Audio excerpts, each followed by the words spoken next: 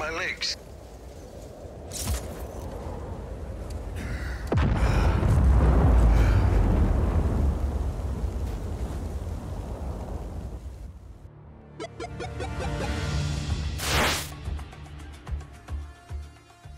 Just Cause 4 is a pretty good game. The only thing I really heard about Just Cause 4 before it came out was that it was going to be just like Just Cause 3 but with tornadoes, and I feel like that's underselling the game substantially. I don't know what happened with the marketing campaign for JC4, but for some reason it paled in comparison to the one for JC3. I remember seeing advertisements for Just Cause 3 everywhere online. At San Diego Comic-Con, it had the publicity stunt where certain individuals who reached a specific amount of points in-game were eligible to win his or her own private island. It had that one really cringy commercial. This is the Just Cause 3 explosion rapture. There's an explosions everywhere! An explosion with some cars, an explosion in the air! Even though Just Cause has become one of my favorite game series, I didn't do a review of 3 because I didn't have anything meaningful to say about it that everyone else hadn't already said. The game was just mindless fun. You blow stuff up and do action-y things. That's the whole game. The same can sort of be said about Just Cause 2 and 4 as well, but I feel like 3 had an even greater level of mindlessness. In Just Cause 3, you blow up things to liberate territories. That's basically it. Back when Just Cause 2 came out, that was more of a novelty, and there were pickups to find that helped break up the action. Gathering the pickups allowed you to get more drops, which allowed you to blow more things up. It was a neat little feedback loop that they developed, and it made for a fun package. 2 and 3 also had speed tests and other various challenges, and these make a return in Just Cause 4. Just Cause 2 and 3 were both great games. Aside from a few framerate issues in 3, I had no real complaints with either of them. Now Just Cause 4, it gives off a bad first impression. 3 conditioned the player to look for anything red and blow it up, and while yeah, you're still going to want to do that, that's not the main objective anymore. Now they actually give you various quest-type objectives to do. But that's not the bad part. After all, players usually prefer the option to tackle optional varied side quests in games. The problem is, the first few missions they start you out with, or at least direct you toward, are escort missions. Escort missions are usually an unpleasant experience, so immediately I was turned off by them, as I'm sure a number of other players also were. Once you give them a chance, you'll find out they aren't too bad since the people you're assisting usually can soak up bullets like a sponge, but thankfully there are a number of different mission types in the game aside from escort missions. And fortunately, each one of them is more fun than the escort missions. That's not the only questionable design choice though. You'll also notice as soon as you start playing that there's no more C4. C4 was always super valuable in Just Cause 2, and it was imperative in Just Cause 3. So imperative, in fact, that it pretty much becomes the ideal way of destroying almost everything. Enemy vehicle? Plant some C4. Giant satellite dish? Plant some C4. Bridge? Plant some C4. Oh yeah, the bridges aren't destructible in Just Cause 4 anymore. And that's probably my only actual complaint with the game. Because the C4 thing? It's actually for the best. You know that idea in game theory where if you present the player with an ideal strategy, they're just going to use that and nothing else and it just becomes boring and repetitive? Yeah, that's what the C4 was. It made Just Cause 3 into the Metal Gear Solid 5 of the Just Cause series. For the rest of you who have no idea what I'm talking about, another new introduction in 4 is the ability to lead your own army. Sort of. What this really comes down to is the safe areas start out really small at the beginning of the game, but advance into bigger and bigger territories as the game progresses. The difference now is you actually get to see the fight being carried out by your companions. Your in-game companions. You'll be driving a car down the road or flying around with your wingsuit and suddenly you'll just come across a battlefield. Dozens of soldiers shooting each other with tanks and bunkers and all the traditional war stuff. All just sitting there ready for you to hijack and wreak havoc with. Another difference from the previous entry is the lack of a police force constantly on your tail. You do so much as bump into someone while walking by them in Just Cause 3, and suddenly the entire nation's police force is in hot pursuit. Now you actually need to do something bad in order to gain any attention from the police. Searches are called off much more quickly too, which makes sense since this is an action game and not a stealth game by any means. Just Cause 4 also has aim assist, at least when you're using a controller, which was a very much needed improvement for the console version of the game. And of course, it wouldn't be a Just Cause game without a grappling hook and parachute.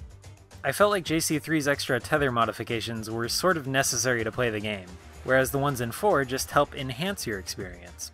Everything necessary to play is given to you right off the bat, as it should be, and everything after that is just a bonus. There's still plenty of unlockables, but they're not so bare bones. I like that it gives me the necessary tools to start with, then lets me decide how to upgrade them. That's something 3 tried to do, but there it felt like it was nearly impossible to unlock all the things I could potentially need. As it turns out, a lot of the upgrades were completely useless, and silly as it sounds, I'm honestly glad they took out some of them because it makes the menu less of a chore to navigate through. There are still some seemingly useless upgrades in 4, but way less of them. And the ones that they do have are so much better than the ones in 3. For instance, you can speed up your reel-in time right off the bat in this game, and you can shoot while you're reeling in, two things you couldn't do till way later in Just Cause 3. In 4, the main upgrades are to your boosters, your balloons, and your reels. You can set them to high, medium, and low, make it so that they just travel horizontally or vertically, make it so that the tethers explode when they finish retracting, all sorts of wacky Gmod type stuff. The parachute is mostly unchanged, but it's a lot easier to gain vertical momentum this time, which was again another very welcome change considering how much vertical traversal you'll be doing in JC4. Of course, that's not the only way of moving around. As far as I can tell, the wingsuit is virtually identical to how it worked in 3. In order to make vehicles, specifically the cars, a viable option this time around, they needed to make them faster than the wingsuit. Otherwise, you may as well just wingsuit around everywhere. And I feel like in this game they finally did that. It really feels like they took a critical look at Just Cause 3 to see what did and didn't work. And also even went back to take another look at some of the great parts from Just Cause 2. For one example, they brought back the grapple whip from Just Cause 2. There was nothing all that bad about the shoulder push from 3, but most of the audience for 3 seemed to agree that the grapple whip felt more fun and satisfying, and it seems like for that reason alone they brought it back. Another big complaint with 3 is how Rico always moved like molasses while on top of every vehicle in the game, regardless of size or shape. Now he only does that on small car roofs where it's actually necessary since you're working with a very limited space and don't want to fall off. You can actually run on top of blimps this time around. The map size is the same as it was in JC3, but there's way more landmass this time around. Not so many large, boring bodies of water, and the environments are even more varied. And despite the graphics being toned down just a bit from Just Cause 3 to get the game to run at a more stable frame rate, the game still looks gorgeous. I think it was definitely worth the trade-off for the performance. I'm still not sure how I feel about fast travel being included in the game. I guess it doesn't really matter since it's completely optional, but it is nice that the loading times have drastically improved since 3, at least on the PS4. And that's about all I have to say for the gameplay and graphics. The music is perfectly fitting once again, nothing particularly memorable aside from the main theme, but very fitting nonetheless. And thankfully, Rico is just as cheesy as ever. To dismantle the power... What if we put a giant gun on the train instead? A giant gun. See? Without getting too much into spoiler territory, I will say the ending is a little bit better than the ending to 3, but still not as good as the one in 2. The final battle is cool and all, but what happens immediately after that is really anticlimactic.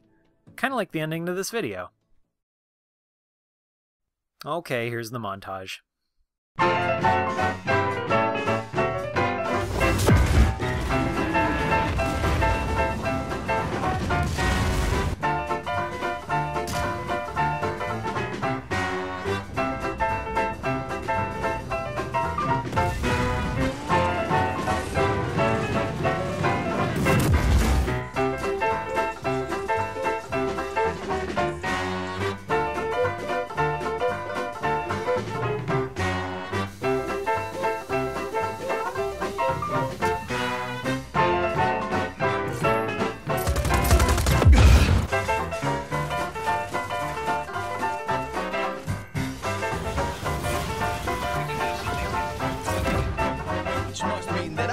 Santiago.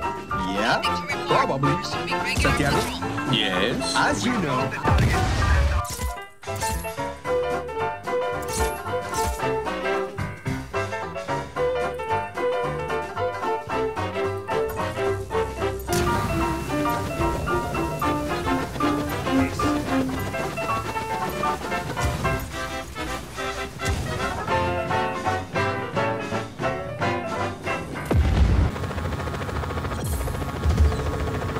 I am good.